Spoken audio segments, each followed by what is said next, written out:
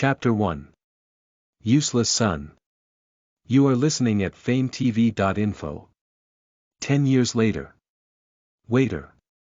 Give me 2 of your expensive wines, a voice shouted happily. Thank you, boss. I know you *T treat us badly. A young man named Webb shouted with a smile. Yeah, the boss is the best boss in Vulture City.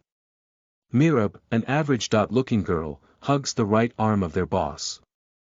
I know it *T be long before my boss forms his gang.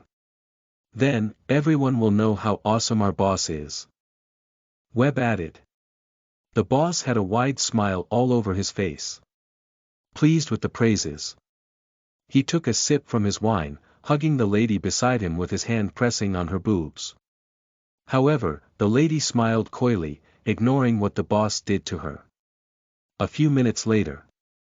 A fragile lady brought 2 wines to the boss table with a heavenly smile on her beautiful cherry lips. Though she was malnourished, her beauty could not be hidden. Please enjoy your night, the waitress said. Thank you, I will surely enjoy myself. What /s life if I can enjoy myself? I live to enjoy myself. I don't /t mind if you join us. The boss replied. Our boss is just too kind, Mirab announced. Thank you, but I will pass, the waitress replied, leaving their table. The group laughed, not caring about the waitress. Boss, do you like the waitress? Mirab asked, looking at the boss. No. No. I just like her behavior. She treats everyone fairly and doesn't /t look down on people. The boss answered. Yeah, boss /s right. She /s a nice lady, though, this is Vulture City. No one cares about manners. Webb added. Forget. Let /s enjoy it.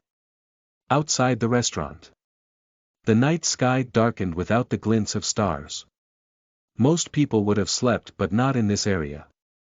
The group of 3 talked and laughed without caring about the people staring at them. ISN /t that the fat boss. Yeah. Him and his group are regular customers around here. He would have squandered all his money again, yeah, because he is like a prodigal son, that /s why you see a lot of people around his lump of flesh. Too ugly. The people gossip. However, boss and his crew turned a blank eye to them. Suddenly, 3 men walked to the group. The life-like tattoo on their neck made them intimidating.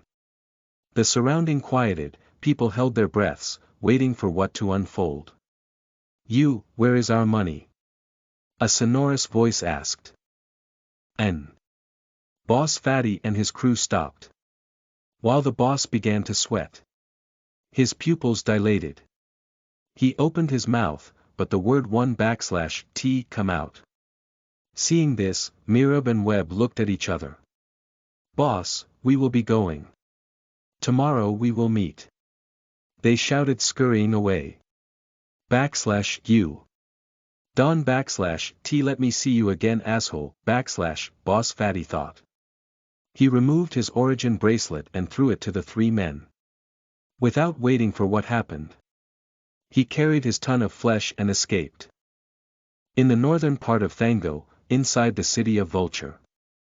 In a desolate area, in the middle of the night, a young man was running with a lot of excess fat all over his body.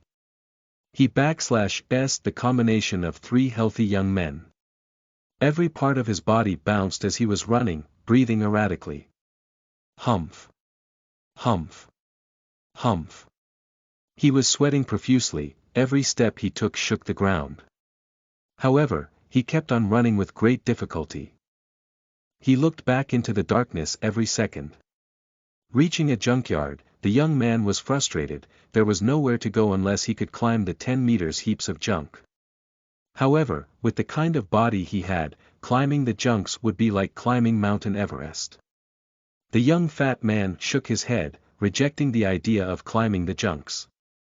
Turning back, he was accosted with 3 men, looking at him in disdain. Seeing the three men, the young fatty took a step back, shivering. The fatty stuttered. Shut your fucking mouth, roared the middleman. The fatty quickly sealed his lips with his left hand, trembling. Sweats were dripping from his forehead. You borrowed money from us, but you are unable to pay us back. Do you think running from us is possible? The middleman snorted. The fatty kept quiet, he was muttering in a low voice, praying to God to save him. I promise to turn a new life if you can save me from this predicament. Though he never believed in God, he was just trying his luck. You knew what will happen when you did not pay our money back. The man by the left pulls out a dagger under his cloth. He walked toward the fatty, looking at him like a dead man. The fatty quickly took a step back, crushing some junk under his foot. However, he had reached the dead end, knowing his end had come.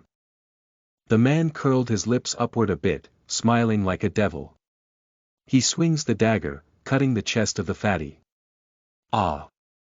The fatty cried in agony. He staggered back, the pain he was feeling was too much, tears dropped from his eyes. Blood gushed out of the wound non-stop. The man grinned, cutting the fatty in his abdomen again. Ah! The fatty could not withstand the pain. He fell on his butt, holding his chest and abdomen, wriggling in misery. Finish him, the middleman said with no hunch of pity. The man holding the dagger nodded, taking a step forward. Suddenly, thunder roared throughout the sky, shaking the ground vehemently. The three men trembled, they panicked. They looked up to the night. Immediately, another thunder roared again, with lightning sparking throughout the sky. The three men looked at each other, seeing the weariness on each face. They turned to look at the fatty that was barely conscious. The three men looked into each other's eyes and nodded.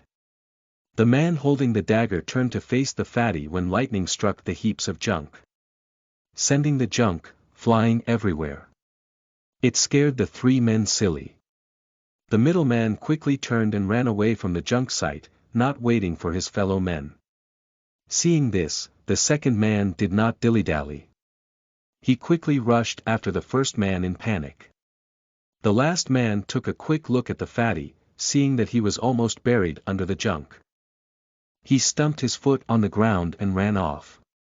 You lucky for having a painless death, he thought. Noticing that he was near his death, the fatty murmured. Father. Mother. I am sorry for being a useless son. Listen to the full novel at FameTV.info, direct link in the description.